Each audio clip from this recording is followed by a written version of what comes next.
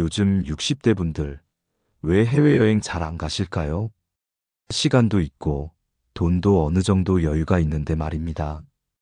예전 같으면 은퇴 후 가장 먼저 떠올리는 게 해외여행이었는데 지금은 오히려 주저하는 분들이 많습니다.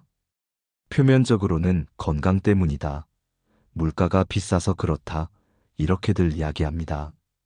하지만 사실 그보다 더 깊은 이유가 있습니다. 말하지 않으면 모르는 진짜 속사정 말입니다. 오늘은 바로 그 이유를 풀어드리려 합니다. 여러분의 마음속에도 나도 그래서 안 가는구나 하고 고개 끄덕이실 순간이 있을 겁니다. 끝까지 함께 하시면서 그 진짜 이유와 앞으로의 지혜까지 꼭 가져가시길 바랍니다. 영상을 끝까지 함께 하셔서 진정한 마음의 평안을 찾으시길 바랍니다. 자세한 이야기에 앞서 동영상 제작에 큰 도움이 되는 구독과 좋아요 한 번씩 부탁드리겠습니다. 마음을 따뜻하게 이어주는 영상을 더 빠르게 받아보실 수 있습니다. 지금 바로 시작하겠습니다. 많은 분들이 이렇게 말씀하십니다. 은퇴하면 제일 먼저 해외여행을 가야지. 시간이 생기면 세계 일주도 꿈꿔야지. 하지만 막상 60대가 되고 나니 예전처럼 마음이 쉽게 움직이지 않습니다.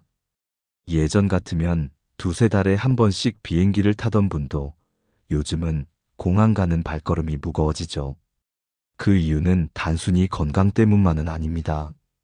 물론 무릎이나 허리, 혈압, 당뇨 같은 문제로 장거리 비행이 부담스러운 건 사실입니다. 예전에는 몇 시간쯤 비행기 타는 건 대수롭지 않았지만 지금은 몸이 먼저 걱정됩니다. 혹시 여행지에서 아프면 어떡하지? 약은 제대로 챙길 수 있을까? 이런 생각이 발목을 잡습니다. 하지만 건강 말고도 더 깊은 이유가 있습니다. 바로 마음의 무게입니다.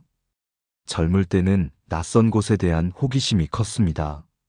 언어가 안 통하고 길을 잃어도 그 자체가 모험이고 재미였죠. 그러나 나이가 들면 모험보다 안정이 더 중요해집니다. 새로운 것을 보러 가는 설렘보다 혹시 모를 불편과 위험이 더 크게 다가옵니다. 또 하나의 이유는 경제적 계산입니다. 60대가 되면 대부분 은퇴를 앞두거나 은퇴 후 삶을 준비하는 시기입니다. 모아둔 돈을 여행에 쓰기보다 생활비나 의료비, 자녀와 손주를 위해 아껴두고 싶은 마음이 커집니다. 해외여행 가서 며칠 즐기고 오느니 그 돈으로 집수리나 건강검진을 받는 게 낫지 않나? 이렇게 현실적인 판단이 앞서게 되는 거죠. 게다가 요즘은 물가가 예전 같지 않습니다. 비행기 값은 물론이고 숙박비, 식사비까지 모두 올라 있습니다. 옛날에는 한 달 살기도 저렴했는데 이제는 일주일만 다녀와도 부담이 된다. 이런 말이 괜히 나오는 게 아닙니다. 또 한 가지, 여행의 즐거움은 함께하는 사람에게서 옵니다. 그런데 나이가 들면 동행이 점점 줄어듭니다. 건강 때문에 못 가는 친구, 가족 사정 때문에 시간이 안 맞는 친구, 그리고 이미 떠난 친구들까지. 결국 혼자 가야 하는 상황이 오면 여행의 설렘은 반으로 줄어듭니다. 같이 가자. 고 말할 사람이 없다는 게 생각보다 큰 벽이 됩니다. 마지막으로는 마음의 안정입니다. 예전에는 여행이 탈출구 같았다면 지금은 집이 가장 편안한 공간이 되었습니다. 멀리 가지 않아도 괜찮다. 가까운 곳에서 여유롭게 보내는 게 더 좋다. 이런 생각이 들면서 해외보다 집 근처, 국내 여행을 택하는 경우가 많아집니다. 정리하자면 요즘 60대가 해외여행을 잘 가지 않는 이유는 단순히 체력이 부족해서도 돈이 없어서도 아닙니다. 몸과 마음이 안정과 편안함을 더 원하기 때문입니다. 새로움의 설렘보다 익숙함의 평안이 더 소중해지는 시기. 그게 바로 지금의 60대가 가진 마음이 아닐까요? 이렇게 현실적인 이유와 감정적인 배경을 살펴보면 자연스럽게 다음 질문으로 이어집니다. 그렇다면 이 시기에 맞는 새로운 여행 방식은 무엇일까? 바로 여기서부터가 우리가 함께 생각해 볼 두 번째 이유입니다. 앞에서 말씀드린 것처럼 요즘 60대 분들이 해외여행을 주저하는 이유는 단순히 체력이나 돈 때문만은 아닙니다. 그 속에는 마음의 변화가 자리하고 있습니다. 그리고 그 변화는 자연스럽게 국내 여행을 더 선호하게 만듭니다. 한번 생각해 보세요. 해외여행을 가려면 준비해야 할 게 얼마나 많습니까? 항공권, 여권, 환전, 보험, 현지 교통, 숙소, 음식까지 챙겨야 할 게 끝이 없습니다. 심지어 언어가 안 통하면 작은 일도 큰 걱정이 되죠. 반면 국내 여행은 어떨까요? 버스나 기차만 타면 되고 음식도 입에 잘 맞고 언어 문제도 없습니다. 갑자기 아파도 가까운 병원을 찾을 수 있으니 안심이 됩니다. 이 차이가 결국 선택을 바꾸게 합니다. 또 하나 중요한 건 정서적인 편안함입니다. 해외에서는 낯선 풍경이 설렘을 주지만 동시에 불안도 줍니다.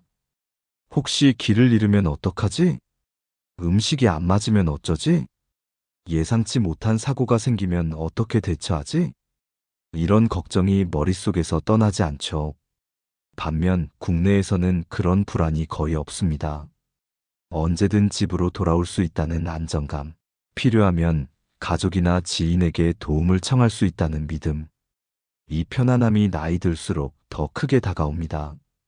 게다가 요즘은 국내 여행도 예전과는 다릅니다. 호텔이나 리조트의 수준이 해외 못지않고 맛집과 관광지도 다양하게 발전했습니다. 바다와 산, 온천과 문화유산까지 몇 시간만 이동해도 새로운 세상을 만날 수 있습니다. 굳이 먼 나라를 가지 않아도 충분히 즐길 거리가 있다는 사실을 이제 많은 분들이 체감하고 계신 겁니다. 또 하나 흥미로운 점은 여행의 목적이 달라졌다는 것입니다. 젊었을 때는 새로운 곳을 보고 새로운 경험을 하는 게 목적이었습니다. 하지만 60대 이후의 여행은 조금 다릅니다. 새로운 걸 발견하는 여행이 아니라 내 삶을 돌아보는 여행이 됩니다. 그래서 굳이 낯설고 힘든 곳까지 갈 필요가 없다고 느끼는 거죠. 예를 들어 예전에는 유럽의 성당이나 미술관을 보며 감동을 받았다면 지금은 고향 근처 산책로에서 느끼는 평화가 더 값지게 다가옵니다. 또 예전에는 세계 곳곳을 누비는 게 자랑이었다면 지금은 마음 편히 쉬고 함께 있는 사람과 대화를 나누는 게 더 큰 행복이 됩니다. 물론 해외여행이 완전히 필요 없다는 건 아닙니다. 여전히 특별한 추억을 만들 수 있는 경험이기도 합니다. 하지만 삶의 우선순위가 달라진 지금, 많은 분들이 굳이 힘들게 해외를 가지 않아도 된다고 느끼는 겁니다. 결국 이 흐름은 단순한 선택이 아니라 삶의 방향을 보여줍니다. 젊을 때는 새로움이 기준이었다면 지금은 안정과 평안이 기준이 된 겁니다. 해외 대신 국내 여행을 선택하는 건 어쩌면 자연스러운 인생의 단계라고도 할 수 있습니다. 이렇게 국내로 눈을 돌리는 변화는 우리에게 새로운 질문을 던집니다. 그렇다면 60대 이후의 여행은 어떤 방식이어야 할까? 이 질문이 다음으로 이어집니다. 바로 나이에 맞는 여행의 새로운 정의와 지혜입니다. 우리가 지금까지 살펴본 건 왜 60대가 해외여행을 줄이고 국내를 선호하게 되는가였습니다. 이제 더 중요한 건 그렇다면 60대 이후의 여행은 어떤 방식이어야 하는가 하는 질문입니다. 단순히 여행을 포기하는 게 아니라 나이에 맞는 새로운 여행 방식을 찾아야 합니다. 먼저 중요한 건 여행의 속도입니다. 젊을 때는 하루에 관광지를 몇 군데나 돌았는가가 여행의 성과였습니다. 아침 일찍부터 밤늦게까지 이동하고 유명한 곳은 빠짐없이 들러야 만족했죠. 하지만 60대 이후에는 그 속도가 우리 몸과 마음을 지치게 합니다. 오히려 하루에 한두 곳만 천천히 둘러보고 나머지는 여유 있게 쉬는 게 더 깊은 만족을 줍니다. 많이 보는 여행에서 깊게 느끼는 여행으로 기준을 바꾸는 것이죠. 둘째는 여행의 길이입니다. 길고 화려한 여행이 멋져 보이지만 사실은 짧고 가벼운 여행이 더 알차고 편안할 때가 많습니다. 2박 3일 혹은 3박 4일 정도가 가장 적당합니다. 너무 길면 체력이 따라주지 못하고 서로의 차이가 드러나면서 불편이 커집니다. 짧은 여행은 그만큼 가볍고 끝나고 나서도 좋은 기억만 남을 확률이 높습니다. 셋째는 동행의 중요성입니다. 60대 이후의 여행에서는 어디를 가느냐보다 누구와 가느냐가 훨씬 중요합니다. 내 속도를 존중해주는 사람, 침묵이 어색하지 않은 사람, 그리고 사진에 내가 없더라도 내 자리를 챙겨주는 사람. 이런 사람과 함께라면 가까운 곳이라도 큰 행복이 됩니다. 반대로 아무리 멋진 곳을 가도 동행이 맞지 않으면 여행은 힘들어집니다. 넷째는 여행의 목적입니다. 젊을 때는 새로운 것을 보고 배우는 게 목적이었다면 지금은 내 삶을 돌아보고 마음의 여유를 찾는 것이 더 어울립니다. 예를 들어 절이나 사찰에서의 템플스테이, 농촌 마을에서의 하루 살기, 온천이나 바닷가에서의 조용한 휴식 같은 여행이 훨씬 잘 맞습니다. 이런 여행은 체력적으로도 무리가 없고 마음에도 평안을 줍니다. 다섯째는 준비의 간소화입니다. 해외여행은 짐도 많고 준비할 게 끝도 없지만 국내 여행은 작은 가방 하나만 있어도 충분합니다. 약, 편한 신발, 간단한 옷, 그리고 필요한 경우를 대비한 비상 연락처 정도만 챙기면 됩니다. 짐이 가벼우면 여행 자체가 한결 편안해집니다. 마지막으로 중요한 건 관계의 지혜입니다. 여행은 함께 있는 시간만큼 서로의 차이를 크게 드러내는 자리입니다. 이때 필요한 건 배려와 양보, 그리고 잠깐의 멈춤입니다. 내가 불편할 때 솔직하게 알리고, 부탁할 땐 정중하게 말하고, 고마움을 표현하는 것을 잊지 않는 것. 이 세 가지만 지켜도 여행의 공기는 훨씬 따뜻해집니다. 결국 60대 이후의 여행은 젊을 때처럼 화려하게 떠나는 것이 목적이 아닙니다. 내 몸과 마음을 지키면서 소중한 사람과 좋은 시간을 보내는 것. 짧고 가볍게 하지만 깊고 의미 있게 남는 여행. 이것이 바로 인생의 후반부에 맞는 여행의 지혜 아닐까요? 이제 마지막으로 우리가 실제로 여행을 준비할 때 바로 적용할 수 있는 실전 체크리스트를 함께 정리해 보겠습니다. 이 부분만 잘 챙기셔도 여행이 훨씬 더 편안하고 즐거워질 겁니다. 지금까지 왜 60대가 해외여행을 주저하는지, 그리고 대신 어떤 여행이 어울리는지 이야기했습니다. 마지막으로는 실제로 여행을 떠나기 전에 바로 적용할 수 있는 실전 체크리스트를 정리해 드리겠습니다. 이 부분만 잘 준비해도 여행의 만족도는 훨씬 달라집니다. 첫째, 나의 리듬을 파악하고 공유하기입니다. 나는 아침에 몇 시에 일어나는 게 편한지, 식사는 어느 정도 간격으로 해야 좋은지, 꼭 필요한 휴식 습관은 무엇인지 먼저 적어보세요. 낮잠이 필요하다면 그 시간을 미리 알려주고, 산책이 좋다면 함께할 사람을 찾는 겁니다. 내가 어떤 리듬으로 살아가는지 알고 있으면 동행자와 불필요한 충돌을 줄일 수 있습니다. 둘째, 몸의 신호와 대처법 준비하기입니다. 무릎이 불편하다면 계단 대신 엘리베이터를 이용하기, 더위에 약하다면 모자와 시원한 음료를 챙기기, 소음에 예민하다면 이어플러그를 준비하기, 그리고 복용 중인 약은 충분히 챙기고 꼭 필요한 비상약은 따로 담아두는 게 좋습니다. 이런 작은 준비가 여행의 안전을 지켜줍니다. 셋째, 소통 문장 3가지 준비하기입니다. 조금만 쉬었다 갈까요? 덕분에 편했어요. 고맙습니다. 이 3가지 문장은 여행의 공기를 바꿔줍니다. 때론 한마디의 고마움이 하루의 피곤을 날려주기도 하니까요. 넷째, 역할 분담하기입니다. 예약, 정산, 사진, 길잡이, 건강 체크. 이 5가지를 골고루 나누면 부담이 한 사람에게 몰리지 않습니다. 특히 정사는 매일매일 앱으로 정리하면 오해가 줄어듭니다. 나중에 하자 라는 말은 결국 갈등으로 이어지기 쉽습니다. 다섯째, 돈에 대한 세 줄 합의입니다. 하루 식비 상한, 공통비와 개별비의 구분, 그리고 매일 정산 원칙.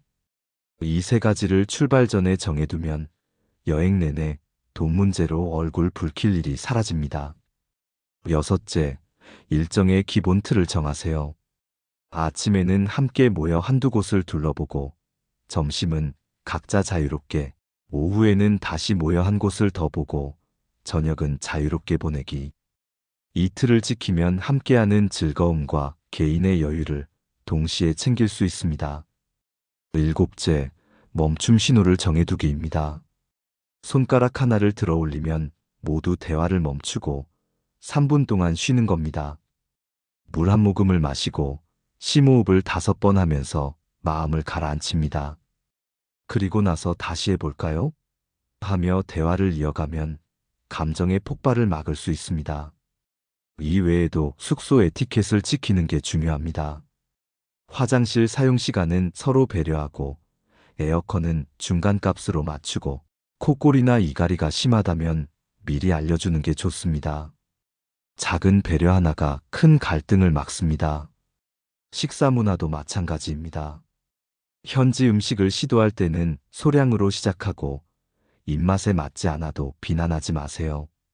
또 누군가 한식이 그리워해도 매일 한식집만 찾는 건 좋지 않습니다. 서로 양보하며 다양한 경험을 나누는 게 여행의 재미니까요. 쇼핑도 지혜가 필요합니다. 첫날부터 무리해서 사기보다 마지막 날에 모아 사는 게 현명합니다. 무겁다면 택배 서비스를 이용하세요. 그리고 무엇보다 중요한 건 꼭 필요한 것만, 마음에 남을 것만 고르는 겁니다. 여행이 끝난 뒤의 정리도 소중합니다. 사진을 모아 나누고 함께 웃었던 순간을 다시 떠올리며 대화를 이어가세요. 때로는 여행지에서 샀던 간단한 차나 과자를 나누며 그때의 추억을 되새겨도 좋습니다. 그때 참 즐거웠지. 라는 말 한마디가 다음 만남을 약속하게 만듭니다. 결국 여행은 멀리 가는 게 중요한 게 아닙니다. 누구와 어떻게 함께하느냐, 어떤 태도로 임하느냐가 핵심입니다. 그리고 마지막에 남는 한 문장. 당신과여서 편했습니다. 이 말이 있다면 그 여행은 이미 성공한 것입니다. 오늘은 요즘 60대 분들이 해외여행을 잘 가지 않는 진짜 이유를 함께 살펴봤습니다. 건강과 체력의 부담, 돈과 역할의 문제, 그리고 마음의 무게까지. 이 모든 것이 겹치면서 해외보다 국내 여행을 더 선호하게 된 것이죠. 하지만 중요한 건 여행을 포기하는 게 아닙니다. 속도를 줄이고, 기간을 짧게 하고, 동행을 신중히 고르고, 무엇보다 내 삶의 리듬에 맞춘 여행을 하는 것. 그것이야말로 60대 이후에 가장 어울리는 여행의 방식입니다. 그리고 마지막에 남는 단 한 줄. 당신과여서 편했습니다. 이 말이 있다면 그 여행은 이미 성공입니다. 오늘도 끝까지 시청해주신 여러분께 진심으로 감사드립니다. 오늘 영상이 마음에 와 닿으셨다면 소중한 분들께 공유해주시고 구독과 좋아요로 저를 응원해주시면 큰 힘이 됩니다. 여러분과의 따뜻한 연결이 저에게는 가장 큰 기쁨입니다. 오늘도 행복한 하루 되시길 바랍니다.